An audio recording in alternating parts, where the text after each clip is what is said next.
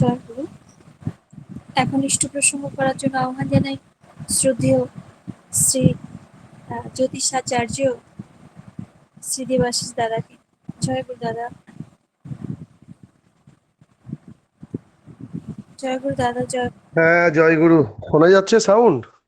হ্যাঁ দাদা, শোনা যাচ্ছে। আপনি 45 মিনিট বলুন। আচ্ছা, একটুখানি, হ্যাঁ, ঠিক আছে।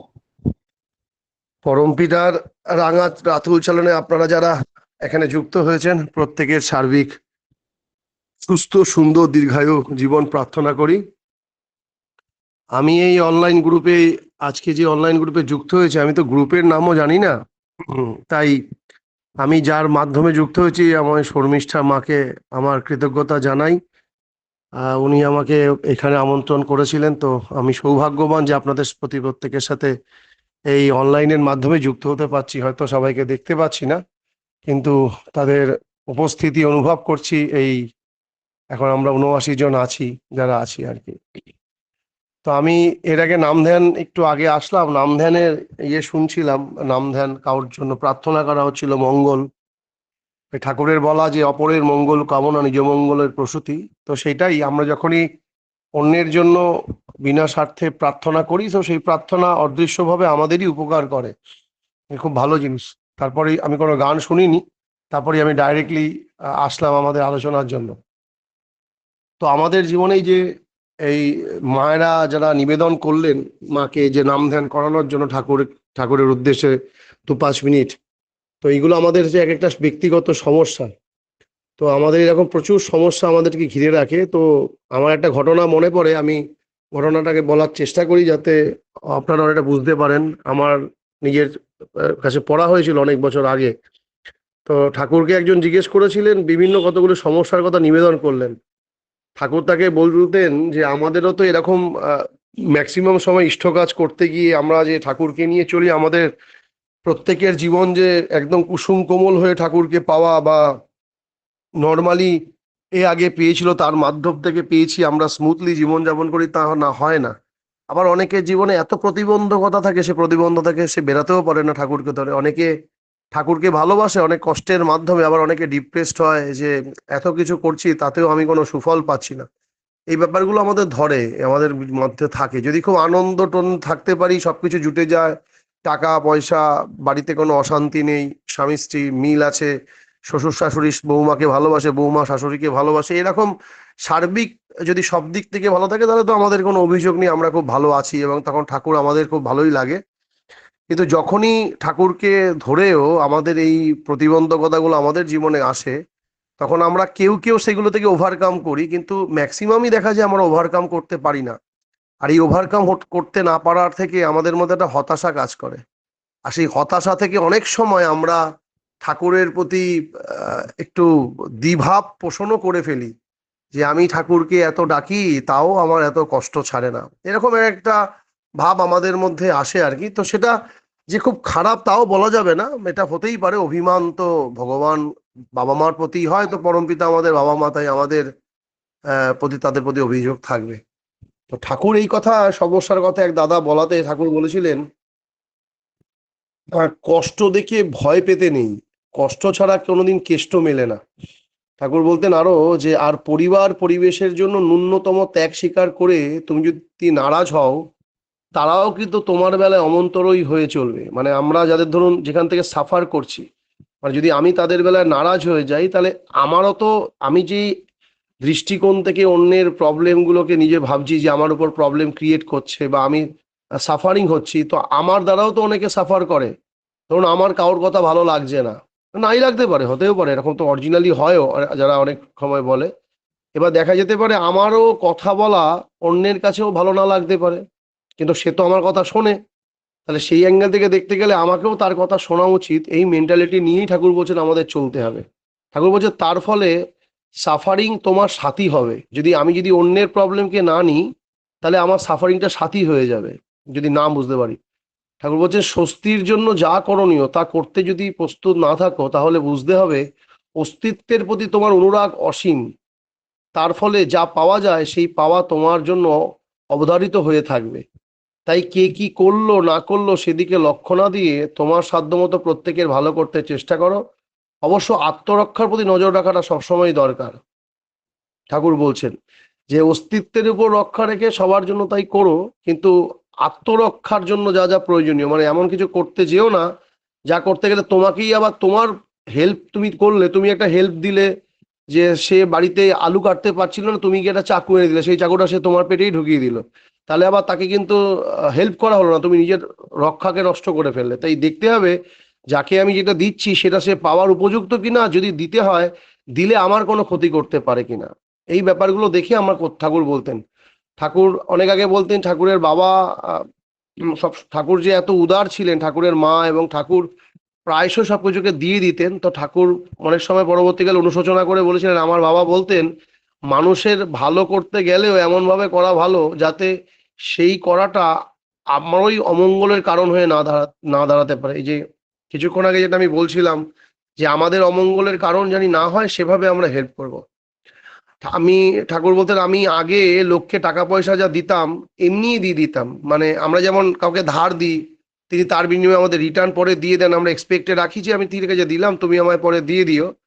তো ঠাকুর কাউকে এমনিই দিয়ে দিতেন, রিটার্ন আশা করতেন না, এমনিই দিয়ে দিতেন। তাই বলছেন একজন যে সাহায্য হিসাবে কিছু নিল বা পেল, তার কোনো স্বীকৃতি সে নিজে হাতে লিখে দিয়ে যেত না। পরে দেখলাম এইভাবে সাহায্য দেওয়াটা একটা বিপদের কারণ হয়ে দাঁড়ায়। তারপর থেকে খাতাপত্রের ব্যবস্থা করা হয়েছে। কালের অগত্যের মধ্যে পড়ে পদে পদে সাদামাটা ব্যাপারের মধ্যেও কালিমার ছাপ পড়ে। মানে ঠাকুর নিজের জীবনকে আহ, যতটাই সোজা সাপটা সাদার মতো চলতে চেয়েছেন, তারপরেও করতে গিয়ে এরকম তাকে কালিমার ছাপও তার মধ্যে পড়েছে। তাই ঠাকুর বলছেন শুভবুদ্ধি নিয়ে কুশল কৌশলী হয়ে অসৎ বা তার নিরাকরণ করে চলা লাগে। সরল হওয়া ভালো, কিন্তু অপরের কুটিলতা পূর্বেই ধরতে হয় বা নিরাকরণ করতে না পারাটা ভালো নয়। ঠাকুর এই জন্য বলছে যে জন কৃষ্ণ ভজে সে বড় চতুর।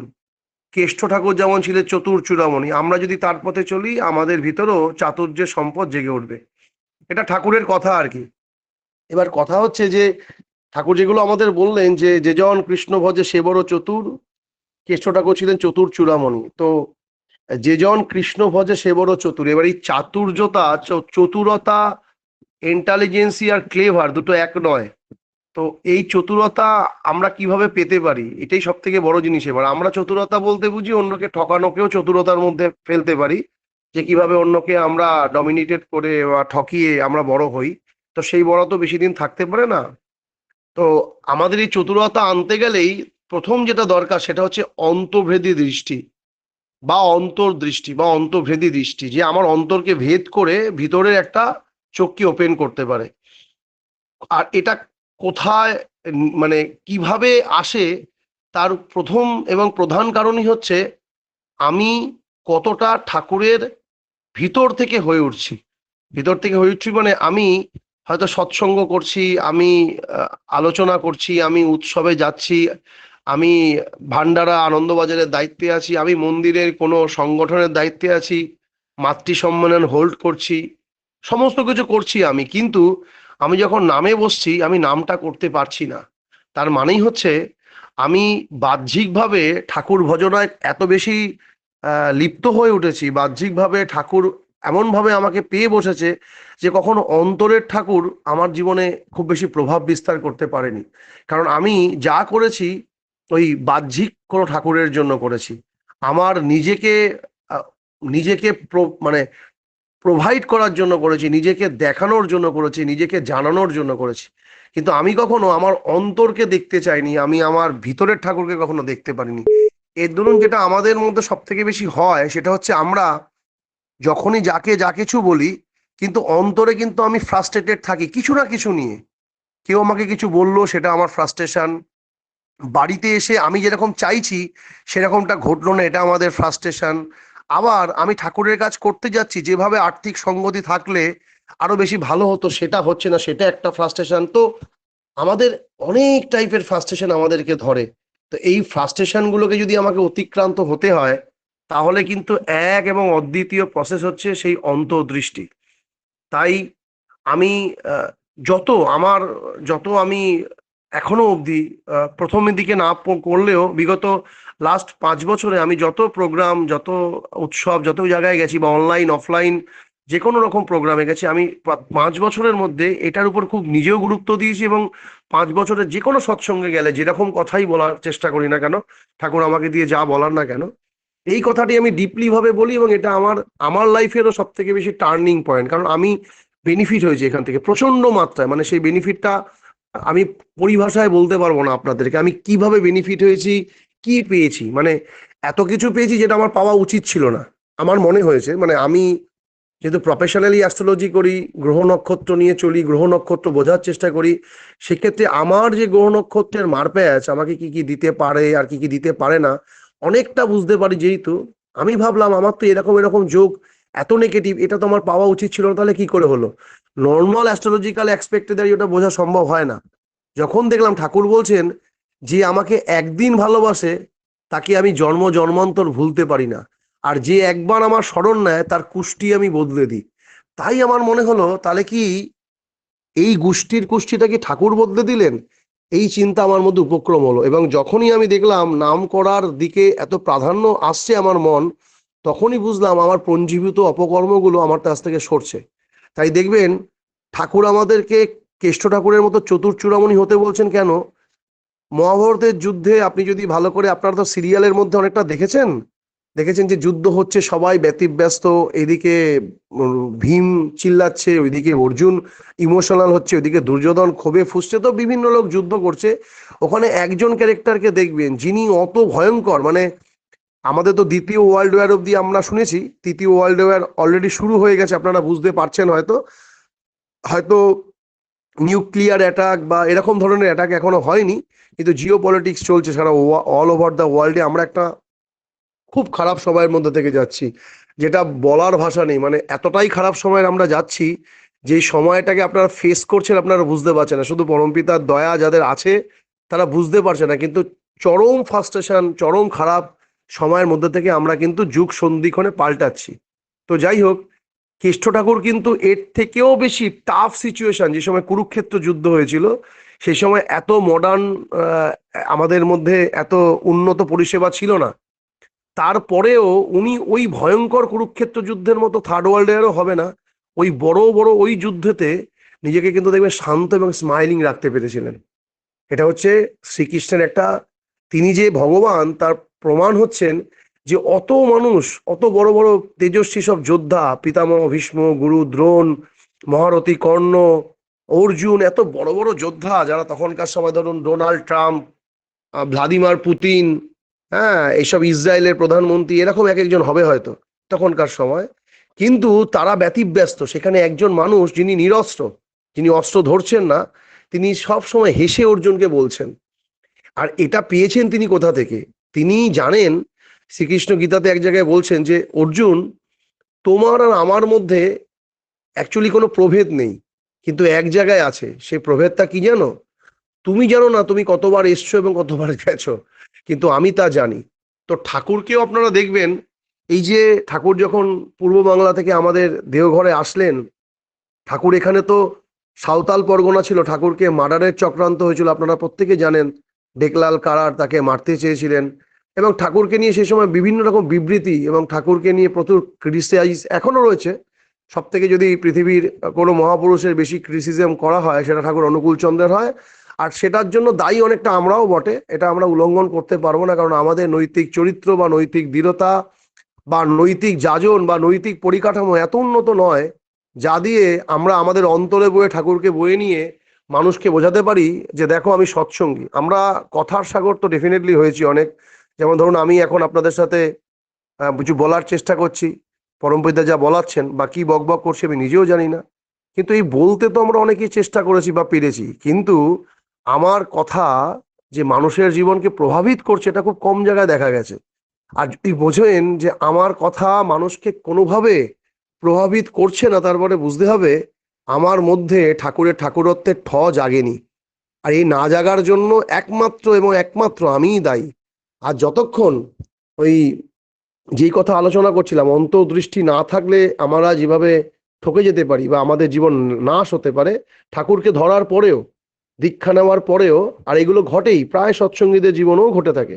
হয়তো আমরা প্রকাশ্যে বলতে পারি না, কারণ আমরা জানি আমরা ফেসবুকে, আমরা টুইটারে আমরা বিভিন্ন রকম আনন্দের পোস্ট করি। কারোর বিবাহ বার্ষিকী, আমার মেয়ের কিছুদিন আগে জন্মদিন গেল, আমি তো জন্মদিনের পোস্ট আমরা এইগুলো করি, কিন্তু বাড়িতে কেউ কারোর চুল টানাটানি করলে সেগুলো তো আমরা পোস্ট করি না। এই দেখুন আজকে আমার বউ আমার চুল টেনেছে, কালকে আমি আমার বউয়ের চুল টেনেছি, এগুলো তো আমরা কখনো পোস্ট করি না, কারণ আমরা চাই যে এইগুলো জেনে ফেললে তো আমার চরিত্র জেনে ফেললো। কিন্তু জানবেন প্রত্যেকে আমরা আমরা কোনোদিনও আমি আমাদের চরিত্রের বাইরে যেতেই পারবো না, কারণ আমরা এমনই একটা দর্পণ নিয়ে জন্মেছি। পরমপিতা আমাদের ভিতরে একটা জিনিস দিয়েছেন, সেটা হচ্ছে ক্যারেক্টার। তো আমি সবকিছুকে গোপন করতে পারি, কিন্তু ক্যারেক্টারকে কেউ গোপন করতে পারিনি আজ পর্যন্ত। দেখুন দুর্যোধন যে আসলে কি, সে যখন সে সমস্ত কিছু ক্ষমতা পেয়েছিল সে দেখিয়ে দিয়েছিল। আবার অর্জুন চরম কষ্টের মধ্যেও দেখিয়ে দিয়েছিল তার ক্যারেক্টারটা কেমন। তাই আমাদের প্রত্যেকের এক একটা চরিত্র নিয়ে আমরা জন্মাই, যেটা আমরা বাবা মা থেকে জৈবিক সংস্কৃতি পেয়ে থাকি। তো সেই জৈবিক সংস্কৃতি নিয়ে আমরা, কিন্তু ঠাকুর এখানে এসেছিলেন, বলেছিলেন বৈশিষ্ট্যপালী আপরিয়মান। তিনি আমাদের প্রত্যেকের বৈশিষ্ট্য জানেন এবং সেইভাবে আমাদেরকে তিনি পরিপূরণ করেন। তো আমাদেরকে যদি তিনি সেভাবে পরিপূরণ করেন, তাহলে আমাকেও তো তাকে হেল্প করতে হয়, কারণ পরমপিতা তো একা কিছু করতে পারেন না। যদি পরমপিতা একা কিছু করতে পারতেন, তাহলে তিনি প্রকৃতিরই তো সৃষ্টি করতেন না। তার তো ইচ্ছা হয়েছিল প্রকৃতিকে নিয়ে কিছু সৃষ্টি করার, তাই তো এই ব্রহ্মাণ্ডের সবকিছু। তাহলে আমাকে যদি তিনি কিছু করতে চান, তাহলে আমাকে তো তার হেল্প করতে হবে। তার হেল্পের প্রসেস কি? সেই হেল্পের প্রসেস হচ্ছে, ঠাকুর দীক্ষার আগে দেখবেন আমাদের এই উপাসনা বই দীক্ষার সময় দেওয়া হয়। তো ঠাকুর কিন্তু দীক্ষা নেওয়ার আগে থেকেই এই সারেন্ডার মানুষের জন্য করিয়ে রেখেছেন মানুষকে। দেখবেন আপনারা উপাসনা বা সত্যানুসরণের বা বইয়ের প্রথম যে পৃষ্ঠার বাঁ দিকে ছোট্ট একটা ফটো দিয়ে, যেটা আমি সব জায়গায় বলি, যে এই অর্থমান যশ, এইটা হচ্ছে ঠাকুরের মেন কথা। যেটা আমরা, ঠাকুর বলেন যে অর্থমান যশ ইত্যাদি পাওয়ার আশায় আমার ঠাকুর সাজিয়ে ভক্ত হয়েও না। এবার এই অর্থমান যশ ইত্যাদি পাওয়ার আশায় আপনি ঠাকুর সাজিয়ে ভক্ত নাও হতে পারেন, এরকম মানুষও অনেক আছে। আমি মিথ্যে কথা বলবো না যে তারা অর্থমান যশের জন্য যে ভগবানকে ভালোবাসে তা নয়, কিন্তু ম্যাক্সিমাম লোক এর জন্য বাসে, এটাও সঠিক। যারা বলে আমি ভগবানকে টাকার জন্য ভালোবাসি না, ওটা মিথ্যে কথা, কিন্তু ম্যাক্সিমাম লোক করে তাই। আবার অনেকে আছে যারা সত্যিই মন থেকে ঠাকুরকে ভালোবাসে। কিন্তু প্রশ্নটা হলো, যে ভগবানকে অর্থমান যশের আশায় ভালোবাসে, তার যেমন কাজকলা হবে, যে অর্থমান যশ ইত্যাদি পাওয়ার আশায় ঠাকুরকে ভালোবাসে না, তারও কিন্তু কাজকলাটাই হবে, কোনো ভালো কিছু হবে না। ঠাকুর পরে একটা লাইন বললেন, তোমার ঠাকুরত্ব না জাগলে তো কেউ তোমার কেন্দ্রও নয় ঠাকুরও নয়, ফাঁকি দিলেই পেতে হবে তা। তাহলে যিনি কোনো কিছু অর্থ মান যশ কোনো কিছুর আশায় প্রত্যাশায় ভগবানকে ভালোবাসে না, সে মনে মনে এইটুখানিতে স্যাটিসফাইড আছে যে কালকে আমি তো ভগবানকে অর্থমান যশের আশায় ভালোবাসি না, আমি তো শুধু হে গোবিন্দ হা গোবিন্দ, হে ঠাকুর হা ঠাকুর করে চিল্লাচিল্লি করি। সকালবেলা দুবেলা 1 ঘন্টা 1 ঘন্টা 2 ঘন্টা পুজো করি, দুবেলা প্রার্থনা করি, ইষ্টভীতি করি, সস্তায়নী করি, সব করি। তাহলে তো ঠাকুর আমার উপর কৃপা করবেনই করবেন, এটা আমাদের মধ্যে একটা ধারণা আছে। আর কৃপা আমাকে সর্বদাই তিনি করবেন, কারণ আমি যে সম্পূর্ণ তার। কিন্তু আমি একটা জিনিস উল্লঙ্ঘন করে গেলাম, যে তিনি তো আমাকে এটাও বলেছেন, তোমার ঠাকুরত্ব না জাগলে কেউ তোমার কেন্দ্রও নয় ঠাকুরও নয়, ফাঁকি দিলে পেতে হবে তা। তা আমি কখনো কি নিজে ঠাকুর হয়ে উঠেছি? তাহলে আমি কি করে সেই ঠাকুরকে বুঝতে পারবো? এই প্রশ্নটা আমাদের মধ্যে জাগে না।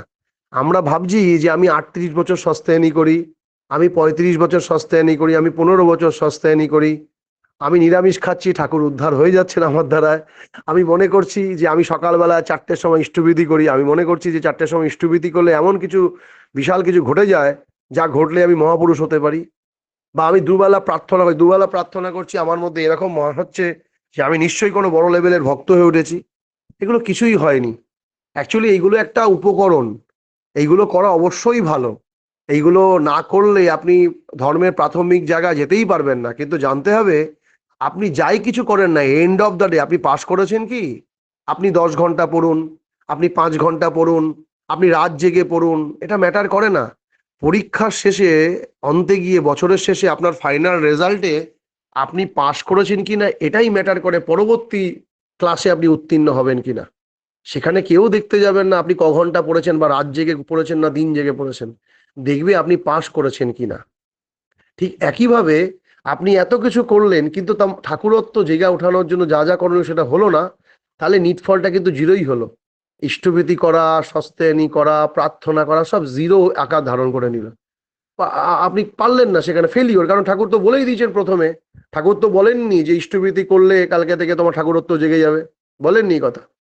ঠাকুর বলেছেন যে তোমার ঠাকুরত্ব না জাগলে কেউ তোমার কেন্দ্র নয়, ঠাকুরও নয়, ফাঁকি দিলেই পেতে হবে। তা আমি ফাঁকি দিয়েছি, আমি পেয়েছি, ব্যাপারটা এরকমই দাঁড়ায়। আর যখনই ঠাকুরত্ব জাগে তখন ইষ্টভীতিটাও প্রপার হয়ে ওঠে। আমরা যে ইষ্টভীতি করি, আমরা যে সস্তায়নী করি, এর একটা বিশেষ মুদ্রা আছে। যারা আমাকে একটু চেনেন, আমাকে একটু জানেন, যারা আমার সাথে অঙ্গাঙ্গিভাবে যুক্ত, আমি একটা কখনো ভিডিও, যারা আপনারা এখানে আছেন যদি দয়া করে কখনো দেখে নেন তো আমি খুব উপকৃত হব, আপনাদের জানাতে পারলে নিজে খুব খুশি হব। তো ঠাকুর ইষ্টভীতি করার বিশেষ মুদ্রা প্রদান করেছিলেন পরবর্তীকালে। আর কেন, কে কেন করাননি আমি বলতে পারবো না, আমি কারোর সমালোচনাতে ঢুকবো না। তবে এটুখানি বলতে পারি যে ঠাকুর যে ইষ্টভীতি মুদ্রা দিয়ে করতে বলেছিলেন, সেই ইষ্টভীতি মুদ্রা দিয়ে আমরা করি না। এর জন্য যা যেরকম ভাবে ইষ্টভীতির যেভাবে ফল পাওয়া উচিত সেরকম ভাবে ফলও আমরা পাই না। তাই ইষ্টভীতির একটা বিশেষ মুদ্রা আছে। যেমন আপনি কোনো জায়গায় গেলে তার যেমন একটা ড্রেস কোড মেনটেন করতে হয়। আপনি যদি ধরুন একটা কোনো অফিসিয়াল কাজে যাবেন, নিশ্চয়ই আপনি লুঙ্গি পরে বা হাফ প্যান্ট পরে বা মায়েরা নাইটি পরে যেতে পারবেন না।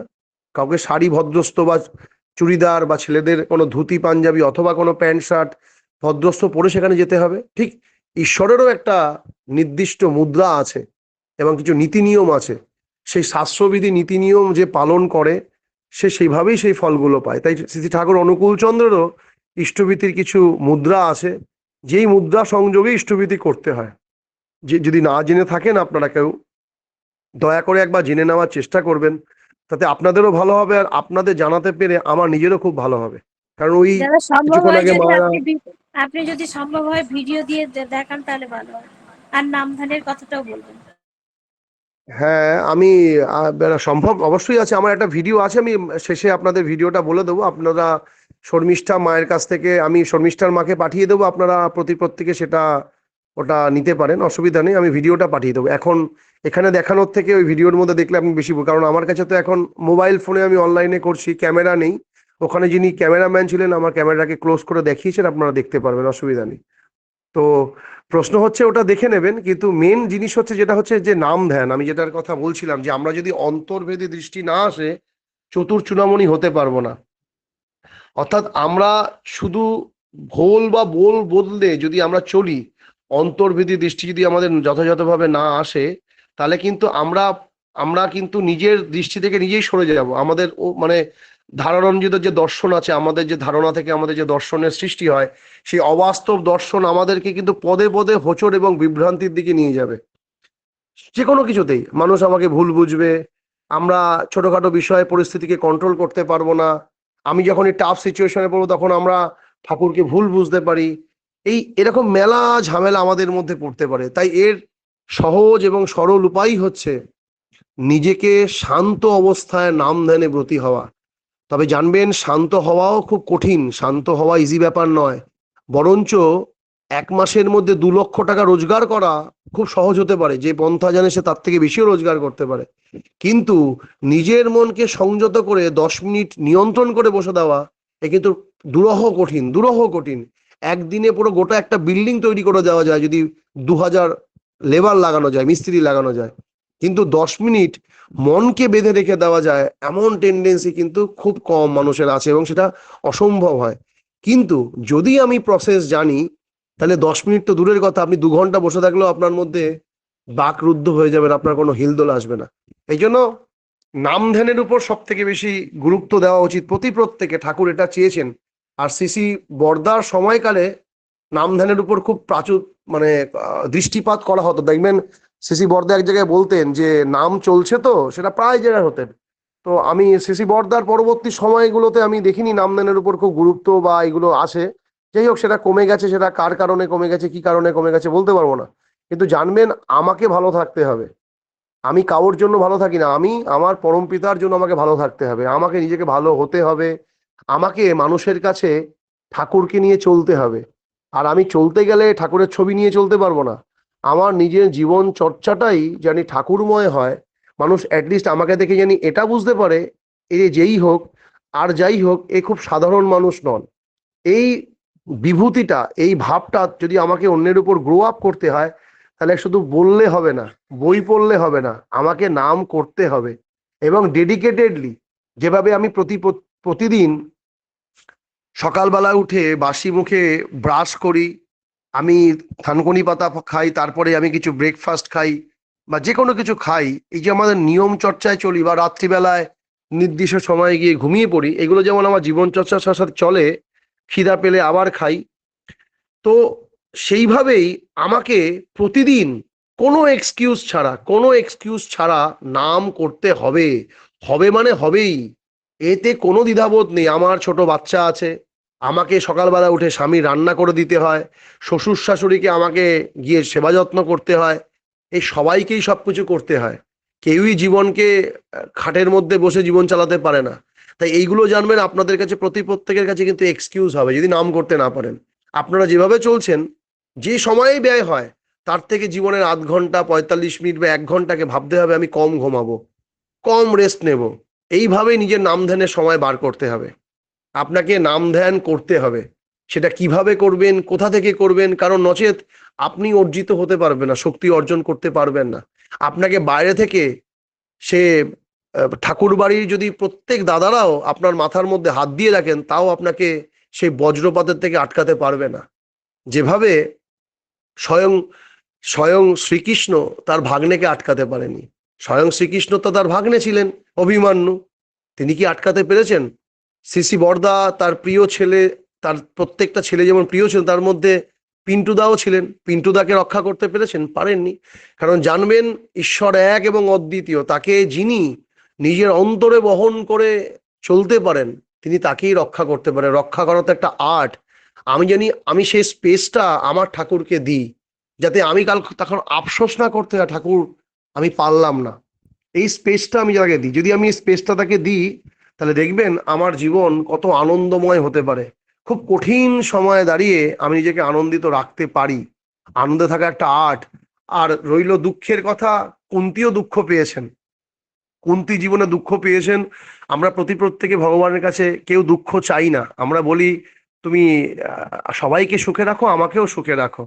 কিন্তু কুন্তি এক্সেপশনাল ছিলেন, তিনি বলতেন আমাকে দুঃখ দিও মাধব, দুঃখ দিও।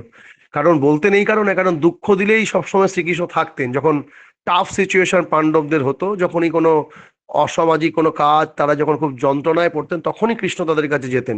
আবার যখন তারা খুব সুখে ভালো লাইফ লিড করছে, তখন তারা থাকতেন না। তাই শ্রীকৃষ্ণের কাছে তিনি দুঃখ চাইতেন।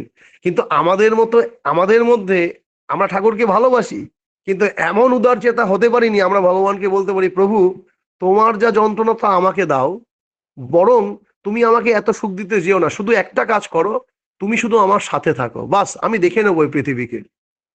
এই সৎ সাহসটা আমাদের মধ্যে নেই, কিন্তু আমরা তাও সৎসঙ্গী, আমরা তাও ঠাকুরকে ভালোবাসি, এটা জোর গলায় বলতে চাই, কিন্তু এটা সঠিক নয়। বরঞ্চ ঠাকুরের কাছে প্রতিদিন প্রার্থনা করতে হয় এইভাবে বলে। আমিও একসময় এগুলো করেছি, মানে আপনাদের যেই জ্ঞানগুলো এখন আমি দিচ্ছি, তো সেইগুলো আমি নিজেই একটা লাইফে করেছি। ঠাকুরের সাথে অভিমান করেছি, আমাকে যখন এটা চাইছি এটা পাচ্ছি না, ঠাকুরকে বলছি এরা তো সবাই, আমাদের বন্ধুরা তো এরা তো ডিম খায়, মাছ খায়, মাংস খায়, বিড়ি খায়, সিগারেট খায়, মদ খায়, আমি তো নিরামিষ খাই, আমি তো এই করি, আমি তাহলে এগুলো পাচ্ছি না কেন? মানে আমি করি মানে ঠাকুরকে আমি উদ্ধার করছি, মানে আমি বোঝাতে চাইছি যে ঠাকুর আমি নিরামিষ খেয়ে আমি তোমাকে উদ্ধার করছি, আমি ইষ্টবিধি করে আমি তোমাকে উদ্ধার করছি, আমি সকালে উঠে প্রার্থনা করে আমি তোমাকে উদ্ধার করছি, আমি নিজেকে করছি না। আমি এটা বোঝাতে চেয়েছিলাম। আমি পরে যখন একটু বড় হলাম বুঝতে পারলাম না, ওইগুলো তো ঠাকুরের উদ্ধার না, ঠাকুর তো উদ্ধার হয়েই রয়েছেন। ওই যে ঠাকুর বলেছেন তোমার ঠাকুরত্ব না জাগলে কেউ তোমার কেন্দ্র নয়, ঠাকুর নয়। ঠাকুর কিন্তু বলতে পারতেন ওখানে আমার ঠাকুরত্ব না জাগলে কেউ কেউ তোমার কেন্দ্র নয়। ঠাকুর বলছেন তোমার। ঠাকুর এখানে ইনডাইরেক্টলি ভাবে বোঝাতে চাইছেন যে বেটা আমি তো ঠাকুরেরই, তুই আমাকে মানলেও আমি ঠাকুর, তুই আমাকে না মানলেও আমি ঠাকুর, তুই হয়ে ওঠ তুই। তাই আমাদেরকে ওই কথাটাকেই মানতে হবে, আমি হয়ে উঠবো। তাই আমাদের প্রত্যেকের এই ধারণাটা যদি পোষণ করতে পারি, দেখবেন আমরা মানে যখন আমরা প্রার্থনা করছি, আমরা যদি বলতে পারি, দেখবেন আমরা বলা মানে হয়ে ওঠা। যেমন আমরা সকালবেলা প্রত্যেকে বলি না আমি অক্রোধী, আমি অমানী, আমি নিরলস, এগুলো বলি মানে কি আমি হয়ে উঠি। হ্যাবিট মানে হয়ে ওঠা, আমার হয়ে ওঠার চেষ্টা করা। কেউ আমরা ওরকম নই, আমাদের ভিতরে একটা সত্তা থাকে, সেই সত্তার লুকটা হচ্ছে ওরকম। তাই আপনি যদি প্রতিদিন ঠাকুরের কাছে প্রার্থনা করেন, যে এইভাবে হাত জোড় করে বলেন যে প্রভু তুমি ভালো থাকো, তুমি সুখে থাকো, তুমি সুস্থ থাকো, আমাকে দিয়ে তোমার ইচ্ছা মুক্ত হয়ে উঠুক, সারা দুনিয়ায় তোমার প্রতিষ্ঠা হোক, প্রতি ঘটে ঘটে তোমার সেবা করে সংবর্ধনা করে আমার জীবন ধন্য হোক, আমার জীবনে তুমি সর্বতোভাবে অনুপ্রবিষ্ট হও দয়াল, আমি মর্ত হয়ে থাকি তোমাকে নিয়ে সারাটা জীবন, সারাটা জীবন কেন, জন্ম জন্মান্তর তোমার প্রীতি অর্চনায় সেবা করে ধন্য হই। এইভাবে যদি আমি প্রার্থনা করতে পারি প্রতিদিন, আমি যদি এরকম প্রার্থনাগুলো না করি, ঠাকুর আমাকে তুমি দেখো আমি জানি এই কাজটা করতে পারি, এরকম নয়। এটা খুব নিকৃষ্ট প্রার্থনা হয়ে যায়। প্রার্থনা করতে হয় খুব উৎকৃষ্ট, যে তুমি ভালো থাকো, কারণ তিনি যদি ভালো থাকেন তাহলে আমি তো অটোমেটিকই ভালো থাকবো। যদি আমার বাবা ব্রহ্মাণ্ডপতিকে ভালো থাকেন, তাহলে আমার মতো প্রিন্স তো ভালো থাকবেই। যদি রাজা ভালো না থাকে তাহলে কি করে প্রজা ভালো থাকতে পারে? তাহলে রাজাধিরাজ যিনি, তিনি যদি সুস্থ থাকেন, আনন্দে থাকেন, আর তার সুস্থতা মানে আমার সুস্থতা। কারণ আমি যে খাদ্য খাবার খাই, আমি যে চলি, আমার শরীর যদি বিগ্রহ হয়, তাহলে বিগ্রহের প্রাণ হচ্ছেন ঠাকুর, যিনি আত্মারূপে সাক্ষী রূপে আমার অন্তরে আছেন। তাই আমাকে, আমি কষ্ট পাবো, সেই কষ্টটা এতটাও পেতে দেবো না আমার অন্তরকে, যে কষ্ট আমার আয়ুকে ক্ষীণ করে দিতে পারে। কষ্ট প্রত্যেকের থাকবে, কালকে কেটে গেলে কষ্ট থাকবে, পড়ে গেলে কষ্ট থাকবে, কেউ মনে ব্যথা দিতে কষ্ট থাকবে, কিন্তু কষ্টটাকে এত গাঢ় করে দেওয়া যাবে না যে কষ্ট আমার ঠাকুরের থেকে, ঠাকুরকে বিলীন করে দিতে পারে, সেই কষ্ট হতে পারে। যে কিছু হতে পারে আমাদের লাইফে, কিন্তু এত বেশি পাবো না কষ্ট, যা কিছু হতে পারে আমার লাইফে, সেটা জানি আমার ঠাকুরকে ভুলিয়ে দিতে পারে, এই কষ্ট জানি আমি না পাই। আপনারা হয়তো আমার কথা, দীর্ঘ কথা শুনতে শুনতে ভাবছেন এই ছেলেটি এত লেকচার দিচ্ছেন, বলছেন, আরে নিজে তো আছে ভালো, তাই আমার ওই যে বললাম, আমার সাথে ব্যক্তিগত আপনারা এখানে কাদের যোগাযোগ আছে আমি জানি না, চন্দ্রশেখর দার সাথে আমার এই কয়েকদিন যোগাযোগ হয়েছে, বা আমাকে যারা পুরনো চেনেন, সুভাষিস দা একটু চেনেন, তার আগে আরো আছেন। আমাদের আমি যে আজকে কথাগুলো বলছি, আমার জীবনে প্র্যাকটিক্যাল নলেজ থেকে বলছি, কোনো বই পড়া বিদ্যের কথা আমি বলছি না। আমার লাইফে আমি এমন কিছু নেই যে হারাইনি, অনেক কিছু হারিয়েছি, বাট ওই সময় আমার ব্যর্থতা মনে হয়েছিল।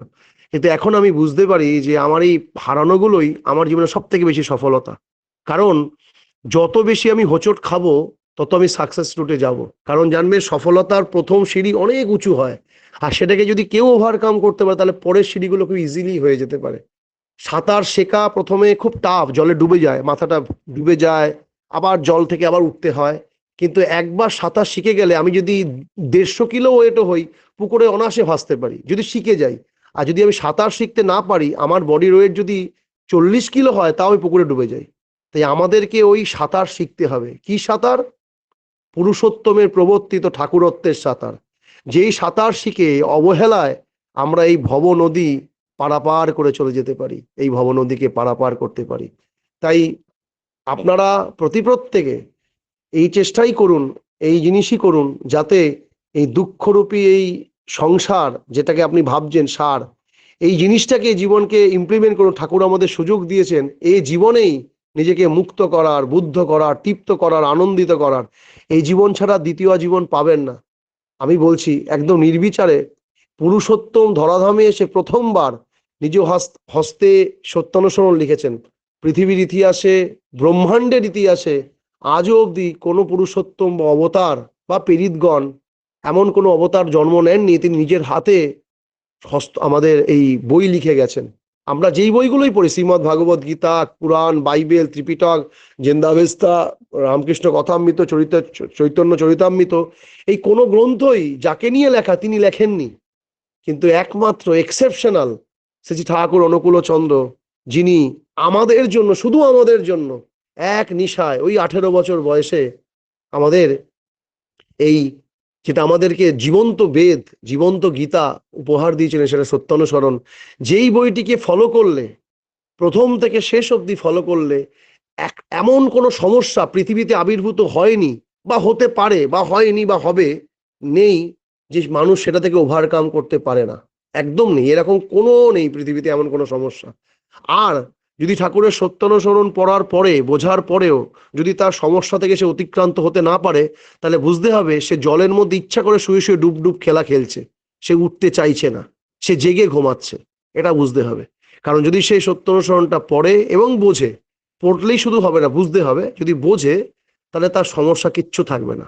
আর যেটা থাকবে সেটা তার ভালোর জন্য থাকবে।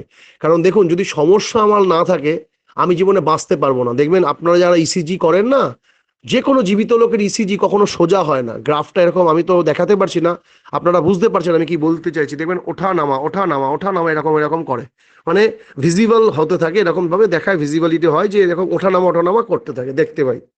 কিন্তু যদি মৃত ব্যক্তির ইসিজি কখনো করে দেখবেন কারোর বডিতে, দেখবেন পুরো সমান। তার মানে কি, ওই ওঠানামাটা যত আছে মানেই আমি জীবিত আছি, মানে আমি বেঁচে আছি। যেদিন ওই ওঠানামাটা না থাকবে তাহলে তো জীবিত নেই। তাই প্রবলেমটাই ওঠানামার মতন, আর থাকুক, ওটা ভালো, ওটা আমাকে ইষ্ট কাজে এগাতে সাহায্য করে, প্রতিবন্ধকতা। তাই আমাদের প্রবলেম থাকবে না এরকম হবে না, কিন্তু প্রবলেম আমাকে হুমকি দিতে পারবে না এরকম আমি হয়ে উঠবো। আমি প্রবলেমের বাবা হব, প্রবলেম আমার ছেলে হবে, কিন্তু প্রবলেম জানি আমার বাবা হয়ে ছেলেকে ঠেসে না ধরে, এটা মাথায় রাখতে হবে। তাই আমরা পরমপিতার সন্তান, একমাত্র পরমপিতার কাছেই নিজের জীবনকে সমর্পণ করব, কিন্তু প্রবলেমের কাছে নয়। তাই আমাদের জীবনের প্রত্যেকের, এখানে যারা আছেন, ইচ অ্যান্ড এভরিবডি, সবার কিছু না কিছু প্রবলেম আছে। আপনারা এই প্রবলেমটাকে নিয়েই এর সলিউশন খুঁজুন, আর সলিউশন পাবেন একমাত্র অন্তর্বিধি দৃষ্টিতেই, অন্তর্দৃষ্টিতে, সেটা হচ্ছে নাম। নাম, নাম আর নাম। ঠাকুর পুণ্যবতীতে বলছেন না, নাম নাম নাম, শুধু নাম করে যা, পাপ করিস তো কি হয়েছে, নাম কর। তারপর আপনারা কালকে থেকে এটা ভাববেন না ঠাকুর বোঝাতে চেয়েছেন তোরা পাপ কর, মানে যদি পাপ করেও ফেলা যায়, যা কিছু পাপ করে থাক, কিন্তু নাম করলে তার থেকে মুক্ত হওয়া যায়।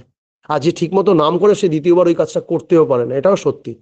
তাই ঠাকুর নামকে এত গুরুত্ব দিয়েছেন, বলছে সতীত্ব হরণ করে থাকিস, গোহত্যা করে থাকিস, ভ্রূণ হত্যা করে থাকিস, মহা মহা পাপ করে থাকিস, সব আমার মাথার উপর চাপিয়ে দে, শুধু আমায় একটু ভালোবাস। তাকে ভালোবাসা মানেই হচ্ছে নাম করা। তাকে ভালোবাসা মানে ফটোতে তাকে ফুল বেল পাতা দেওয়াটা তাকে ভালোবাসা নয়। ভালোবাসা মানে নাম করা। কেন ভালোবাসা নাম করা? কারণ আমরা বীজকে কখনো দেখতে পাই না, সেটা মাটির নিচে থাকে, আমরা বৃক্ষকে দেখতে পাই। ঠিক নাম আর নামীও ঠিক অভেদ, আর ওই নামটা হচ্ছে সেই বীজ, আর নামই হচ্ছেন ঠাকুর। তাই যদি নাম না থাকে তাহলে নামীও কিন্তু প্রকট হয় না, কারণ বীজ না থাকলে উদ্ভিদের কোনো অস্তিত্ব নেই। ঠিক একবার তো নাম যদি না হয় তাহলে নামীরও কোনো অস্তিত্ব নেই। তাই আমাদের বৈষ্ণব শাস্ত্রে একটা কথা আছে, বীজের মধ্যে বৃক্ষ আছে দেখা নাহি যায়, নামের মধ্যে নামী আছেন ভজনে পাওয়া যায়। তাই আপনারা প্রত্যেকে ভজনা করুন, নামের মধ্যে নাম করুন। যদি নামে কনসেন্ট্রেশন না হয়, আমার একটা ভিডিও আমি প্রথমেই বললাম, আমি পাঠিয়ে দেবো, সেন্ড করে দেবো, একটা ইষ্টভীতির মুদ্রা ফর্মের ভিডিও পাঠাবো আমার কাছে, আমি সেন্ড করে দেবো। আরেকটা নামের প্রাথমিক, সবটা তো এইভাবে দূর থেকে পসিবল হয় না, কিন্তু প্রাথমিক ধারণা আপনারা পাবেন যে নামকে কি করে মনোযোগ দিয়ে করতে পারেন। ইনস্ট্যান্ট ইনস্ট্যান্ট পারবেন, মানে আপনাদের বসলে নামের মধ্যে, কালকে পটলটা কেটে রেখেছিলাম, মায়েরা ভাবলো আমাদের দই পটল করতে হবে, কালকে তো ওই নান্টুর জন্মদিন মনে পড়লো, আমি টাকা ধার দিয়েছিলাম মনে পড়লো, এইসব চিন্তাগুলো যেমন আসে, এইগুলো যাতে না আসতে পারে, আসবে কিন্তু এদেরকে পাশ কাটানো যায়, সেই পদ্ধতিটা ওই ভিডিওটার মধ্যে আছে, আপনারা দেখলে আশা করি অনেকটা উপকৃত হবেন। আর যদি আপনাদের কিঞ্চিত মাত্র উপকৃত হয় তাতে আমি উপকৃত হব এইভাবে, কারণ ওই যে প্রথমেই নাম করছিলেন আপনারা অন্যের জন্য, এই শরীর খারাপ ওই শরীর খারাপ, তো এতে কি হবে, আপনি তো যখন আপনি আনন্দ পাবেন তখন সেই আনন্দের কিঞ্চিত ভার পার্সেন্টেজ, মানে যেটাকে ইন্টারেস্ট বলা হয়, রেট অফ ইন্টারেস্ট, সেটা আমি পাবো। কারণ জানবেন, অর্থ যেমন ফিক্সড ডিপোজিট করলে ব্যাংকে হোক, পোস্ট অফিসে হোক বা মিউচুয়াল ফান্ডে হোক, আপনারা একটা ইন্টারেস্ট পান 5%, 6%, 7%, সিনিয়র সিটিজেন হলে আরো বেশি 8.2%, যেরকমই পার্সেন্টে পান। জানবেন ইষ্ট কর্ম করলেও একটা পার্সেন্টেজের একটা জিনিস পাওয়া যায়, যেটা দেখা যায় না, হয়তো কাউন্টিংটা বোঝা যায় না, বা তার কোনো সেভিংস অ্যাকাউন্ট নেই বলে সেটাকে দেখা যায় না, কিন্তু জানবেন সেই খাতাতে একটা সেভিংস হয়। তাই যত মানুষের, আপনি অন্যের মঙ্গল করছেন ভেবে অন্যের মঙ্গল করতে পারেন যাবেন না, এগুলো মানুষের মঙ্গল কেউ করতে পারেও না, আমিও পারবো না, কেউ পারে না। জানবেন যতই আমি অন্যের ভালো করে ফেলতে পারবো, অন্তিতে মানে আমি আমার নিজেরই ভালো করছি, আমি কারোর ভালো করছি না। ধরুন কেউ কালকে থেকে আমার কথাতে ইনসিস্ট হয়ে নামে গভীর মনোযোগ প্রকাশ করেছে, সে 8 ঘন্টা 1 ঘন্টা নাম ধ্যান করছে, আর তার দরুন সে অনেক শান্ত হয়েছে, শান্তি পাচ্ছে। এর দরুন আমি কি বেনিফিট হলাম? এই বেনিফিটই হলাম, ওই যে তার ভাইবস, ভাইবস মানে ভাব, ওই যে তার উইশ, উইশ আমার জন্য, ওই যে তার ব্লেসিং আমার জীবনকে আরো বর্ধনশীল থেকে বর্ধনশীল করবেন। জানবেন আমি অ্যাস্ট্রোলজি করি, আমি একটুখানি জানি, যারা বাইরে অ্যাস্ট্রোলজার আমি তো বলতে পারবো না, আমাদের জ্যোতিষশাস্ত্রও বলছে পৃথিবীর সব থেকে বড় রেমেডি হচ্ছে আশীর্বাদ, যেটা টাকা দিয়েও কিনতে হয় না, যেটা দেখা যায় না, করা যায় না, কিন্তু আমরা সেগুলোকে নিই না। কিভাবে আশীর্বাদ পাওয়া যায় সেটা আমরা জানি না। তো জানবেন এই ব্লেসিং এমনই একটা জিনিস, আশীর্বাদ, যা অদৃশ্য কিন্তু সত্য। যেভাবে হাওয়াকে দেখতে পাচ্ছি না কিন্তু হাওয়াকে উপভোগ করতে পারছি, কিছুদিন আগে গরমে মরে যাচ্ছিলাম কিন্তু গাছের হাওয়া দিচ্ছিল না, ঠিক একইভাবে মানুষও আশীর্বাদ ছাড়া অস্তিত্বহীন হয়ে পড়ে। তাই জানবেন আশীর্বাদ শুধু মানুষের প্রয়োজন না, পশু পক্ষী জীবকুল সবার। তাই যে যত নাম ধ্যান করবেন তত আপনি প্রকৃতিকে ভারসাম্য করবেন, তত মানুষের কল্যাণ করবেন, আর সেই কল্যাণ শতগুণে বৃদ্ধি হয়ে আপনাদের জীবনে ফিরে আসবে। আজকে আমি অনেকক্ষণ, মা 45 মিনিট বলেছিলেন, হয়তো মেবি 30-35 মিনিট হয়েই গেছে আলোচনা। এখন 9টা 14 বাজে, আমি 8টা 37 নাগাদ শুরু করেছিলাম, তো এখন 9টা 14 বাজে। তো আমি আর আলোচনাকে দীর্ঘায়ু করতে চাই না। আসলে তার জীবন অনন্ত, তার কথা অনন্ত, তার ভাবনা অনন্ত, আর আমরা সেই অনন্তের সন্তান। তার কথা বলতে পারেন না এখানে এখন এই মুহূর্তে প্রেজেন্ট 113 জন আছেন অনলাইন সৎসঙ্গে। এখানে এমন একজন মানুষ নেই যে তিনি তার কথা বলতে জানেন না, সবাই তার কথা বলতে পারেন। কেউ হয়তো একটু ভালো বলতে পারেন, কেউ একটু ভালোটা কম গুছিয়ে বলতে পারেন, পার্থক্য এটা হতে পারে। কিন্তু এমন একজনও এখানে নেই যিনি ঠাকুরের কথা বলতে পারেন না। কিন্তু আমাদের ঠাকুরের কথা বলাটা শুধু উদ্দেশ্য নয়, আমাদের ঠাকুরের হয়ে ওঠাটা উদ্দেশ্য। বলাটা অবশ্যই ভালো, কিন্তু হয়ে ওঠাটা আরো ভালো। ঠাকুর বলছেন না যে বেহালা বিনা বাদনগ্রহে বাজে ভালো, কিন্তু কিছু অনুভব করতে পারে না। আমাদের অনুভবটা আনতে হবে, আমরা যিনি বেহালা বিনা না হয়ে যাই। আমাদেরকে কেউ বাজিয়ে চলে গেল, আমরাই বুঝতে পারলাম না, বেজে গেলাম, এটা ভালো নয়। আমরা অনুভব করি, এই যে আমাকে বাজাচ্ছে, দেখো কি সুন্দর তাল। আমরা হারমোনিয়াম তবলা এদেরকে বাজাই, কিন্তু এদের কোনো অনুভূতি নেই। এরা আমাদেরকে এন্টারটেন করে কিন্তু নিজে এন্টারটেন হতে পারে না। কি কষ্ট ভাবুন তো। আর যদি বিজ্ঞানের খাতিরে দেখেন, এরা জড় পদার্থ অবশ্যই, কিন্তু যদি আপনি বেদান্তের খাতিরে দেখেন, এদের মধ্যেও কিন্তু প্রাণ আছে, এদেরও কিন্তু চেতনশীল অবস্থা আছে বেদান্তের পরিভাষায়। তাই জানবেন আমরা জানি সেই অনুভূতিহীন মানুষ হয়ে না উঠি, আমাদের অনুভূতি যত বাড়বে, কারণ ধর্ম হচ্ছে অনুভূতির উপর। ঠাকুর বলতেন ধর্ম একটা ভাব। কোনো পুজো আচ্ছা বা ফুল বেলপাতাটা ধর্মের প্রকাশ নয়, অনুভূতি হচ্ছে ধর্মের প্রকাশ। আপনারা প্রত্যেকে এক একজন অনুভূতির সাগর হয়ে উঠুন, খুব করে নাম করুন। আর ঠাকুরকে নিয়ে যে চলা আমাদের জীবন যে সার্থক, তা আমরা জীবন্ত ভালো থেকে মানুষকে দেখাতে পারি যে দেখো দেখো, তুমি যেটা পাওনি সেটা আমি পেয়েছি। আসো আসো আমার কাছে আসো, আমার কাছে আসছে সেই রস পাবে, যেই রস পান করার জন্য তোমাকে স্বর্গে যেতে হবে। আমি তোমাকে মর্ত থেকেই সেই স্বর্গের রস দিতে পারবো। সেটা বলার মধ্যে থেকে নয়, আমাকে দেখে তার মনে হবে যে কি করলে কি হতে পারে। আমি আমার প্রফেশনাল লাইফে, অনেকে দীক্ষা নিতে চান, আমাকে বলেন যে দাদা দীক্ষা নিলে কি ভালো হবে। আমি তাকে ঠিক রিপিটেডলি উল্টোটাই বলি। কিন্তু আমি বলি যে দীক্ষা নিলে যে ভালো হয়, তুমি যদি বুঝে থাকো তাহলে ভালোটা তো করতেই হয়। তো যেভাবে করলে ভালো পেতে পারো তাই করলেই ভালো হবে। কাউকে আমরা ভুল বোঝাবো না, কাউকে ভুল বুঝি ইনসিস্ট করে দীক্ষা দেবো না, এগুলো মাথায় রাখবেন। কারণ আমরা ভাবি যে দীক্ষা দিলেই খুব মঙ্গল হয়, একদমই হয় না, অমঙ্গলও হতে পারে। কারণ আপনি জানবেন ঠাকুর কিন্তু বলেছেন যে বেনো জল ঢুকাতে নেই সব জায়গায়। দীক্ষার কথা বলতে হয়, কিন্তু যজন বিহীন যাজন করতে গেলে কিন্তু বিপদ। আগে নিজে বুঝবো ঠাকুর কেমন, তারপর দ্বিতীয় অন্য কাউকে বলো। যেটা আমি বুঝি না সেটা আমি কাউকে বলবো না। এমনকি ঠাকুর সম্পর্কে যদি আমাকে কেউ এমন বলে থাকেন যে এই ঠাকুর এরকম ছিলেন, সেটা যদি আমি নিজে রিয়ালাইজ করে না বুঝি, সেটা যিনি আমি কারোর কাছে না বলতে চাই। এটা আমাকে মাথায় রাখতে হবে যে আমি এমন কোনো কথাই বলবো না কাউকে যাজন করতে গিয়ে, যেটাকে যদি আমাকে রিপিটেডলি প্রশ্ন করে সেটার উত্তর আমার কাছে নেই। তাই জন্য আমাকে সবসময় প্রস্তুত থাকতে হবে যে আমাকে সব থেকে যে কি সবসময় পূর্ব দিক থেকে গুলি বারুদ নিয়ে অ্যাটাক করবে তা নাও হতে পারে। আমাকে উত্তর পশ্চিম দক্ষিণ সব দিক থেকে অ্যাটাক করতে পারে। তাই সমস্ত দিকে আমার কাছে অস্ত্র মজুদ রাখতে হবে। আর তার একমাত্র প্রকাশ হচ্ছে নাম ধ্যান। তাই আপনারা প্রত্যেকে নাম ধ্যান করুন, ঠাকুরকে অন্তর দিয়ে বুঝুন, অন্তর্দৃষ্টি উদযাপন করুন। দেখবেন ঠাকুর অনুকূলচন্দ্র কত আনন্দময়, কত সুন্দর।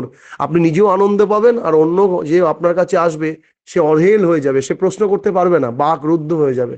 কারণ ঠাকুরের কাছে যখন মানুষ যেতেন, তারা তাকে দেখে আর কিছু বলতে পারতেন না, বাক রুদ্ধ হতো। যারা বলছেন ঠাকুরকে দেখেছেন, যারা এখনো শরীরে আছেন, তারা রিয়েলিটি ঠাকুরকে দেখেননি, আমি বলছি। কারণ ঠাকুরের, আমার দাদা ঠাকুরের মানে ঠাকুর ঋত্বিক ছিলেন, আমার মায়ের দাদু, আমি তার কাছ থেকে দীক্ষা পেয়েছি। আমি দাদাকে জিজ্ঞেস করেছিলাম অ্যাকচুয়ালি ঠাকুরের গায়ের রংটা কেমন। দাদা বলছেন আমি বলতে পারবো না, আমি জানি না ঠাকুরের গায়ের রং কেমন। কেউ কেউ ঠাকুরকে দেখে ঠাকুর খুব তামাটে গায়ের রং, কেউ দেখেছেন প্রচন্ড গোলাপি, আবার কেউ দেখেছেন উজ্জ্বল বর্ণ, কেউ দেখেছে আবার একটু শ্যামাটে। অ্যাকচুয়ালি ঠাকুরের এক্স্যাক্ট গায়ের রংটাই কখনো কেউ বর্ণনা করতে পারেননি। তাই ঠাকুরকে আমাদের এই দৃষ্টি দিয়ে যদি আমি বর্ণনা করতে চাই বা এই দৃষ্টি দিয়ে বুঝতে চাই, তাহলে আমি মহামূর্খের দলে থেকে যাব। তাই ঠাকুরকে বুঝতে গেলে অন্তর্দৃষ্টি আনতে হবে, কারণ তিনি অন্তরের মালিক, বাইরের মালিক নন তো। তিনি এই মেটেরিয়ালিস্টিক জগতের কিছু করতে চাননি। আপনি মেটেরিয়ালিস্টিক জগতের উন্নতি করতে গেলে টাকা পয়সা ধন দৌলত, তার জন্য বিল গেটস আছে, এলন মার্কস আছে, মুকেশ আম্বানির কাছে যেতে পারেন, তাও আপনি বড়লোক হয়ে যাবেন। কিন্তু যদি ভিতরের বড়লোক হতে হয়, যেটা বিল গেটস এর নেই, মুকেশ আম্বানিরও নেই, মনের শান্তি যদি আনতে হয়, তাহলে একমাত্র ঠাকুরের চরণে যেতে হবে। তাই আমরা প্রতিপদ থেকে কিভাবে শান্তি পেতে পারি, সেগুলো আমাদের একমাত্র পথ হচ্ছে নাম ধ্যান। তাই প্রতি প্রত্যেককে আমি প্রার্থনা করি পরমপিতার রাতুল চরণে, আপনারা প্রতি প্রত্যেকে তার হয়ে উঠুন, তার কথা বলুন, তার কথা ভাবুন, তার কথা চিন্তন করুন, সব সময় তার কথা ভাবুন, তার হয়ে উঠুন। তিনি ব্যতীত কাউর কথা ভাববেন না, বলবেন না, এমনকি নিজের কথাও ভাববেন না, কাউর কথা না। এই জীবনে এমনকি দেবতার কথাও ভাববেন না। আমি দীপ্ত কণ্ঠে বিশ্বাসের সাথে বলছি, কোনো দেবতার কথাও ভাবে, যদি দেবতাও মর্তে আবির্ভূত হয়ে আপনাকে বলে যে এই আমার কাছ থেকে আমার আমার আমার আরাধনা কর, তুই এটা পাবি, আমি ইনস্ট্যান্ট তোকে দেবো, ভাববেন এটা ফেক। ওই দেবতার আরাধনা করবেন না, একমাত্র শুধু ঠাকুর। আর ঠাকুরের সাথে আর যে আছে কেউ নেই, সবই অন্ধকার। তিনিই পারফেক্ট, তিনিই সুন্দর, তিনি ব্যতীত সব অসুন্দর।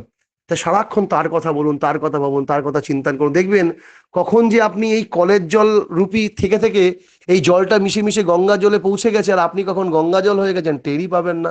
সবকিছুর মধ্যে নিজেকে রাজা অনুভব করতে পারবে, তৃপ্তি অনুভব করতে পারবেন। তাই আমি শেষে সবার দীর্ঘায়ু, সুস্থ, সুন্দর, মঙ্গলছল জীবন প্রার্থনা করি। আমার যিনি প্রিয় পরম, আমার যিনি অন্তরের মালিক, আমার ঠাকুর, আমার প্রভু, আমার ইষ্ট, আমার আরাধ্য, তিনি যিনি আপনাদের প্রতি প্রত্যেককে খুব খুব ভালো রাখেন, খুব খুব শান্তিতে রাখেন, খুব খুব দীর্ঘায়ু করেন। আপনারা প্রতি প্রত্যেকে তাকে মাথায় নিয়ে চলুন। সবাইকে ভালো রাখুন। জয় গুরু, বন্দে পুরুষোত্তম। জয় গুরু দাদা। খুব সুন্দর করে আমার শ্রদ্ধা দাদা আলোচনা করছিলেন যে অপরের মঙ্গল কামনা এই নিজ মঙ্গলের প্রস্তুতি। কিন্তু আমাদের স্মরণ হতে হবে, কিন্তু বেকুব বলে চলবে না। অন্তর্ভেদী দৃষ্টির জাগরণ ঘটাতে হবে। শ্রী শ্রী ঠাকুর বৈশিষ্ট্যপালী অপূরণীয়। আমাদের ঠাকুরত্ব জাগানোই প্রধান কর্ম। ইষ্টভৃতি মুদ্রা দিয়ে করতে হয়। মনকে শান্ত করতে হবে। আমাদের জীবনচর্চা ঠাকুরময় হতে হবে। সেই জন্য নাম ধ্যান করতে হবে। ঈশ্বর এক এবং অদ্বিতীয়। সমস্যা থাকলে ইষ্ট কাজে নিযুক্ত থাকতে হবে, তবে সমস্যার সমাধান হবে। নাম এবং নামই অভেদ। নামের মধ্যেই নামই আছে। আমাদের অনুভব করতে হবে। যজন বিহুন যাজন করতে নেই। আর মনের শান্তির জন্য তার চরণে আশ্রয় নিতে হবে। খুব সুন্দর করে উদাহরণ দিয়ে দিয়ে আলোচনা করলেন। আমরা প্রত্যেকেই সমৃদ্ধ হলাম। পরম পিতার আমার আত্মীয় চরণে আপনার সার্বিক মঙ্গল প্রার্থনা করি। প্রায় ১২০-২৫ জন মানুষ ছিলেন, সবাই সমৃদ্ধ হয়েছেন। খুব ভালো থাকুন দাদা, সুস্থ থাকুন। আর আপনি আসবেন, এসে আমাদের এই যে আমাদের আমরা তো বৃত্তি প্রবৃত্তি নিয়ে বেঁচে আছি, তাই আমাদের সব এই হয়তো লিঙ্ক থেকে বেরোলেই আবার ভুলে যাব। কিন্তু আপনাদের মতো মানুষকে যদি আমরা পাই, তাহলে আমরা প্রেরণা পাবো। আর সেই ফুটো কলসিতে জল দিতে দিতে যেমন শ্যাওলা পড়ে বন্ধ হয়ে যায় ফুটোটা, সেরকম হয়তো আমরা হয়ে উঠতে পারবো। জয় গুরু দাদা, ভালো থাকুন। আবারও আসবেন, তার কথা শুনে তার প্রতি তন্মুখী করে তুলবেন। জয় গুরু।